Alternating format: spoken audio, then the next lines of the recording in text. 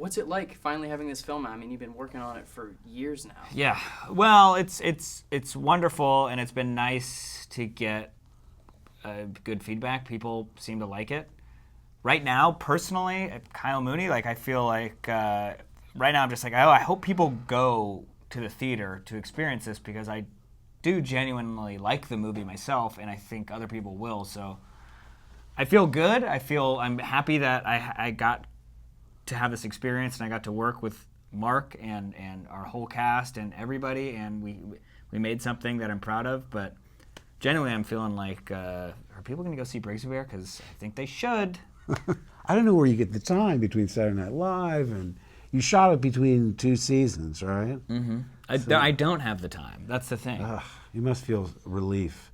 No, I don't yet. Not yet? Well, when it opens, there's nothing more you can do. Then you can go off to Hawaii and... I'm going to Newport, Rhode Island. Oh, okay. To each his own. Is that where your girlfriend's from? No, but I'll be in New York, and so I wanted to go somewhere relatively close. Yeah. So that was your question about. Well, I don't know. So now you know where I'll be staying in mid-August. I'll definitely hit you up. So for Mark, what drew you to this film? I mean, why'd you decide to do it? The script. I read it, and I've said before, in the current atmosphere, you describe films by citing other films. It's Die Hard, set in a supermarket. It's, like The Sting, but set in the Wild Wild West.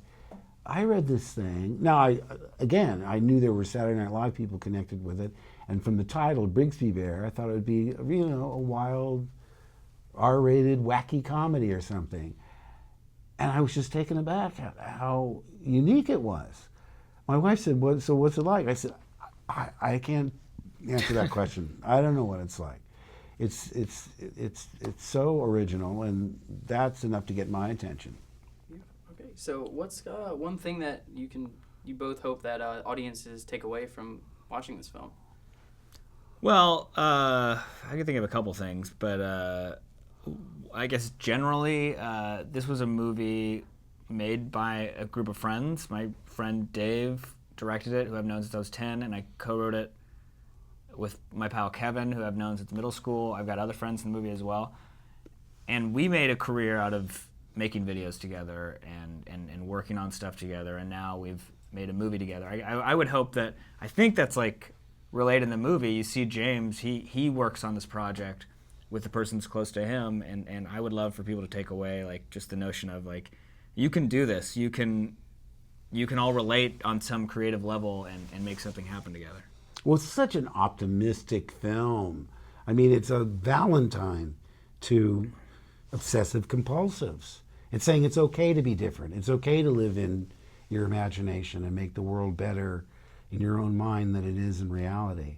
I love seeing him, like Rip Van Winkle, being forced into the real world after being protected so long. It's charming. It really is. And I think we're becoming so cynical as a society. Everybody's mean-spirited and snarky. And this is almost like, I don't know, it's anachronistic. It almost seems like a 50s sensibility. The nostalgia element is very strong. The nostalgic element is very strong with this one. Yes.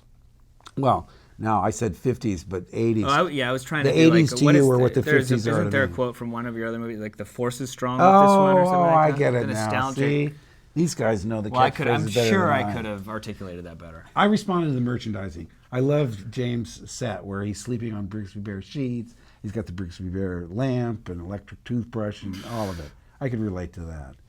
We hope it does well enough that we can make this merchandising real. I want to sleep on Brigsby Bear sheets.